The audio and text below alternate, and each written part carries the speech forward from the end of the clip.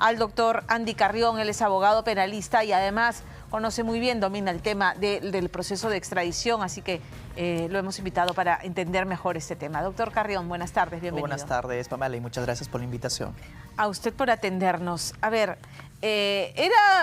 quisiera retrotraerme primero a lo que se pidió inicialmente, que fuera expulsado Tarache, en la medida que ya tenía una orden de prisión preventiva y las imágenes en flagrancia y la confesión de parte en la que él efectivamente admite que le prendió fuego a Catherine Gómez y que terminó muriendo producto de esta acción. Como tú lo acabas de señalar, el proceso que él tiene aquí en el Perú ya había llevado a que se le imponga una prisión preventiva por el plazo de 9 meses. Es por ello que las autoridades peruanas requirieron que sea expulsado en primer lugar a nuestro país para que pueda cumplir con esta prisión preventiva. No obstante, como bien lo ha señalado, el gobierno colombiano se rehusó a esta expulsión y más bien procedió con la captura y la detención con fines de extradición. Ello significa que se ha ahora implementado el proceso más largo, que no es el expeditivo, a efectos de que él sea extraditado a nuestro país. ¿Era posible que sea expulsado al Perú y no a su país de procedencia, que es Venezuela? Por supuesto, si bien es cierto, los convenios internacionales hablan de una expulsión al país de origen, ya tenemos experiencias en casos en los que ello no ha sucedido. Por ejemplo, Joran van der Sloot, quien no recordará el caso del holandés que se refugió en Chile, pero que finalmente por las relaciones que teníamos muy buenas internacionales con Chile, fue finalmente expulsado a nuestro país, cuando debió ser expulsado más bien a Holanda. Claro. Y eso es un precedente importante para entender de que aquí sí era perfectamente posible expulsarlo al Perú. Sin embargo, incluso en un comunicado que en su oportunidad brindó la Cancillería colombiana, señalaron de que el mejor método jurídico para poder abordar esta problemática era más bien proceder con la extradición. Y ya sabemos todos que este es un proceso tedioso, burocrático y extenso, y justamente el día de hoy, al menos en nuestro país, se debió de realizar una audiencia pública para que las partes puedan alegar si es que procede o no la extradición. Antes de entrar a eso y para terminar el tema de la expulsión, ¿fue una decisión política entonces que no se proceda con la expulsión? Por supuesto, porque es una decisión en la que... En términos criollos, a Gustavo Petro no se le dio la gana. Por supuesto, Pamela, tal como tú lo has dicho, porque en un proceso de expulsión no participa el Poder Judicial ni el Ministerio Público colombiano.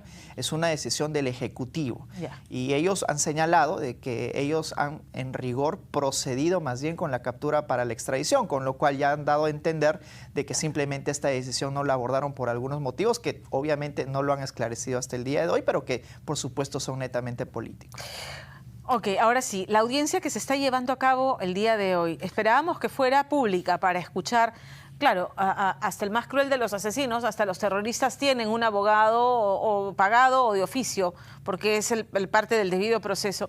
Y suponíamos pues que iba a ser público para conocer los fundamentos de la extradición, que creo que para todos los peruanos está clarísimo, ¿no? Pero bueno, y decide la sala hacerlo, digamos, en privado, en reserva. ¿Cómo interpretamos esto? ¿En qué consiste esta audiencia y qué puede ocurrir al terminar? Bueno, esta audiencia tiene la naturaleza de oralizar los argumentos que deben exponerse para ver si es que procede o no la extradición. Es por ello que se supone que dentro del marco de la oralización deben exponer tanto la Fiscalía del por qué solicita la extradición y ahí exponer también del por qué o qué indicios tiene la Fiscalía para sustentar esta extradición por el delito de feminicidio cualificado. Claro. Y también, por otro lado, el derecho de defensa que puede tener cualquier ciudadano de impedir o de oponerse a esta solicitud de extradición. Sin embargo, la Corte Suprema señaló de que no se llevó a cabo esta audiencia de manera oral, pública, puesto que no lo habían solicitado las partes, es decir, la Fiscalía y también parte de la oposición debieron de haber señalado que sí iban a participar de este informe oral, pero sin embargo, al haberse impedido por omisión de la solicitud por parte de quienes debían de participar, la Corte Suprema señaló de que aquí ya no se va a realizar esto de manera oral y que únicamente va a decidir con los argumentos escritos que presentó la Fiscalía. Ya. Y eso, digamos, le da buena espina, queremos entender. De repente la Corte entiende que tiene elementos suficientes, ya no necesita escuchar más argumentación y puede resolver. La Corte yo creo que ha actuado de acuerdo a ley, Pamela, ¿Ya? porque quienes deben intervenir también deben a su vez solicitar el informe oral. Entonces, la sala puede habilitar el informe oral, sin embargo, si no están las partes no tendría mucho sentido. Es por eso que Claro. ellos decidieron, bueno, no están las partes, no lo han solicitado, acuerdo. así es que vamos a proceder únicamente que a decidir el tenemos y fondo con con lo lo que que hay. tenemos. Así es que ellos ya, me imagino que en el breve plazo debieran de emitir una decisión de si procede o no la extradición de esta persona en Colombia. Que claramente debiera proceder, ¿no? Se cumplen todos los elementos, ¿no? O sea, está material visual, está la confesión de parte y el pedido de prisión preventiva, ¿no? O sea, todos los elementos de convicción. Existe una decisión judicial previa de la prisión preventiva, Correcto. pero en el ámbito de la extradición se tiene que sustentar la causa probable. Ya. Y para sustentar la causa probable se deben tener en cuenta los elementos que acabas de mencionar. Pero en este caso existe hasta prueba directa, Pamela. Existen videos, el propio reconocimiento del autor y algunos testigos que presenciaron directamente cómo fueron los hechos. Execrables, por supuesto, porque él se está enfrentando incluso a cadena perpetua. No solamente estamos hablando de feminicidio, que puede llegar hasta los 35 años de pena privativa de libertad, sino un feminicidio con actos de crueldad previos que podrían conllevar incluso a una cadena perpetua. Correcto. Y luego, una vez que la sala emita resolución y dice, esperamos nosotros, ¿no? Procede la extradición, ¿cuánto tiempo va a pasar, estima usted, hasta que Tarache sea traído al Perú? La ventaja que tenemos es que el día de hoy él se encuentra detenido en Colombia, ¿no? Hasta que, y ellos mismos lo han señalado, hasta que se culmine el proceso de extradición. ¿Cuánto tiempo podría tomar ello? Pues ser ciertamente relativo. El caso de Toledo, todos hemos apreciado que ha tomado más de 4 años traerlo aquí, porque el caso se inició aún en el año 2017. Correcto, pero ahí con la salvedad de que Toledo tenía los recursos para contratar abogados eficientes, por cierto, que han presentado una y otra vez, ¿no? Claro, documentación no se puede... para dilatar lo inevitable. Aquí no se puede comparar ambos casos, pero sí el hecho de que la extradición es un proceso largo y tedioso y sobre todo burocrático. Ajá. Ni bien decida la Corte Suprema, si es que procede a la extradición, este expediente debe ser remitido a la Cancillería y conjuntamente con la Oficina de Relaciones Internacionales de la Fiscalía, enviar ya la solicitud a Colombia para que a su vez en Colombia la Fiscalía primero analice y evalúe la procedencia de ello, para que la Fiscalía en Colombia también postule esta petición ante el Poder Judicial colombiano y a su vez el Poder Judicial colombiano decida o no por la extradición. Pero eso es solamente un primer paso, porque el segundo y último paso es siempre la decisión política, es decir, si Petro finalmente va a querer o no extraditar a esta persona. Entonces estamos sujetos a los tiempos del Poder Judicial en el Perú y del Poder Judicial en Colombia, pero más allá de eso, a la voluntad política de pisar el acelerador. Porque ¿no son cierto? finalmente... En ambas instancias, la judicial y la política, y sobre todo la política y la voluntad del otro lado, ¿no? Porque finalmente son los últimos quienes toman la decisión, que es el Poder Ejecutivo. En el caso de Toledo fue exactamente igual, ¿no? El Poder Judicial se habilitó, declaró procedente la extradición y finalmente tuvo que ser el Poder Ejecutivo norteamericano quien decidiera si se extradita o no a esta persona. Es lo mismo que tiene que suceder con este criminal, este feminicida, que ya así ha sido calificado por la Fiscalía en el ámbito colombiano. Ajá, Gustavo, Colombia atraviesa una situación similar al Perú respecto a la violencia contra las mujeres. A ver, sería un terrible mensaje, lo dijimos con el tema de la expulsión y a Petro, como dicen los mexicanos, le valió madres, ¿no? Le importó un pepino y dijo, no, le bajó el dedo a la expulsión. Veremos ahora, ¿no? Y habría que tener activo el tema, sobre todo con el asunto de la violencia contra la mujer, porque casos como estos tan dramáticos, tan salvajes, ¿no? O sea, nos debería poner los reflectores sobre eso, ¿no? La violencia contra la mujer, que es infelizmente un panorama que compartimos ambos países. Y yo creo que por ahora algunas autoridades sí han estado actuando con la celeridad debida, Pamela. Sí, claro. Por ejemplo, la Fiscalía colombiana, que sí procedió a solicitar la detención de esta persona con fines de extradición, para en este caso, impedir que él vaya a fugar a otro país. Correcto. Y también desde la perspectiva de la justicia peruana de dar el mensaje a que este tipo de delitos no van a quedar impunes. Correcto. Y que se van a activar todos los canales para que sean efectivas y oportunamente sancionados. Hablamos de un estimado de que en el mejor de los casos había quienes decían, pueden ser en 6 meses, pero esto puede prolongarse 1 año, o sea... Lo que tenemos, digamos, de aspecto positivo es de que las autoridades colombianas están proactivas también en este sentido, ¿no? No solamente al proceder a la detención de esta persona, sino también porque están ellos a la expectativa y la espera de la solicitud que tienen que enviar las autoridades peruanas, con lo cual este preparativo en el cual ellos ya han desplegado a sus autoridades hace prever de que más bien los plazos van a ser mucho más cortos de lo que usualmente son en este tipo de procedimientos. Enhorabuena. Quisiera, aprovechando que estaba con nosotros esta tarde, hablar de la interpretación que ha hecho, o no interpretación, sino el pronóstico que ha hecho respecto a la presidenta Dina Boluarte y las consecuencias de este informe de la Comisión Interamericana de Derechos Humanos, que es muy duro, habla de ejecuciones extrajudiciales, desliza la posibilidad de que puedan ser calificadas como masacres y que claramente hay que no solamente responsabilidad material en quien directamente disparó, ¿no? y asesinó a peruanos, sino responsabilidad política.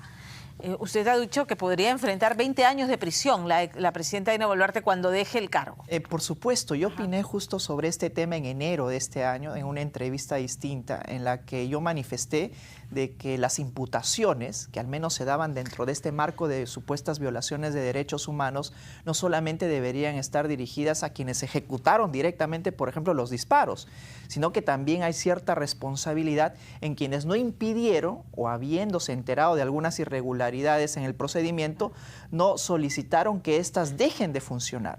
Y por supuesto que dentro de ellos están ¿quiénes? El ministro del Interior, el ministro de Defensa y por supuesto la jefa suprema de las Fuerzas Armadas. Y este informe que acabas de leer, Pamela, de la Comisión Interamericana de Derechos Humanos es lapidario y lo confirma, ¿no? Porque no solamente orienta las responsabilidades a quienes directamente ejecutaron los hechos, sino a los responsables políticos y responsables funcionales, porque también existía la obligación de advertidos ellos de la irregularidad en la que estaban actuando las Fuerzas Armadas y policiales, impedir que eso se siga llevando adelante. Y eso fue algo que nunca en nuestro país se hizo.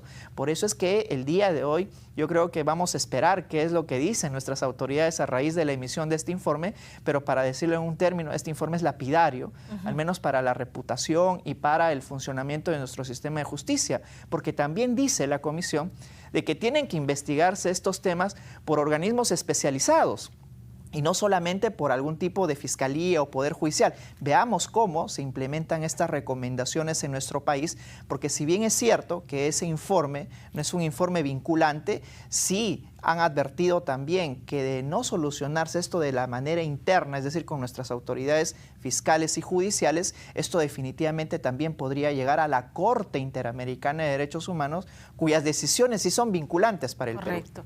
Ahora, ¿qué tendría que demostrar la Fiscalía en su investigación para denunciar a la señora Boluarte? Porque aquí en instancia nacional se habla de genocidio, que me parece un término exagerado para lo que ha habido. O sea, no es que esté minimizando, son 60 víctimas mortales y hay necropsias contundentes que demuestran que proyectil de arma de fuego del ejército o de la policía asesinaron a estas personas.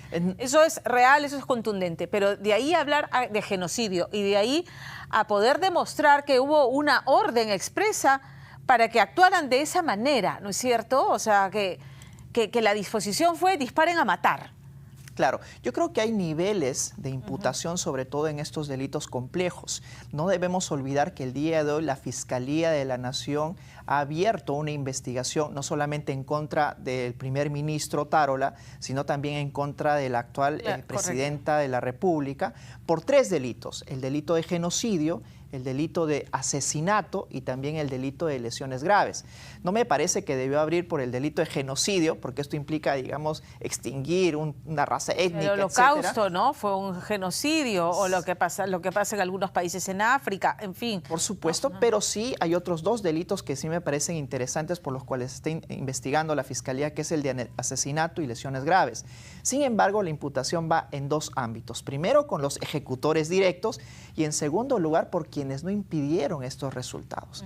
Y eso tiene que ver con quienes tienen precisamente la responsabilidad de velar por el buen funcionamiento y desplazamiento de las Fuerzas Armadas y policiales. Ahí hablamos de los ministros de la cartera Interior Hablamos y Defensa. de los ministros, y ese es un motivo por el cual la Fiscalía de la Nación también incluyó algunos exministros, incluyendo el actual presidente del Consejo de Ministros, y también a la presidenta, porque claro, muchos se preguntarán, como tú bien has señalado, pero la presidenta acaso ha dado una orden directa de matar a algunos ciudadanos. Esa no es la imputación, Pamela. La imputación es, está bien, tú pudiste haber advertido, por ejemplo, un exceso en el uso de la fuerza, que también lo señala la Corte, y no actuaste ante ello, a pesar de que tú eres la jefa suprema de las Fuerzas Armadas. Y ese es el ámbito de imputación y de investigación que se va a dar durante estos días, semanas, esperamos que no años, porque también la comisión ha señalado que deben de hallarse ya los responsables de forma célere. Y entonces la presidenta, cuando deje el cargo, puede afrontar, porque estos delitos prescriben o no prescriben, ¿califican como delitos de lesa humanidad? La comisión ha señalado que sí prescribe, que sí se consideran como delitos de lesa humanidad, y al ser considerados como delitos de lesa humanidad serían imprescriptibles. Claro, no prescriben. Con lo cual, si ella deja el poder de aquí a 1, 2 o 4 años, o incluso imaginemos que se enquista el poder durante muchos años, no prescribirían estos delitos. Correcto. Ha sido un gusto conversar con usted, doctor Carrión. Gracias. Muchas gracias. Muy buenas tardes.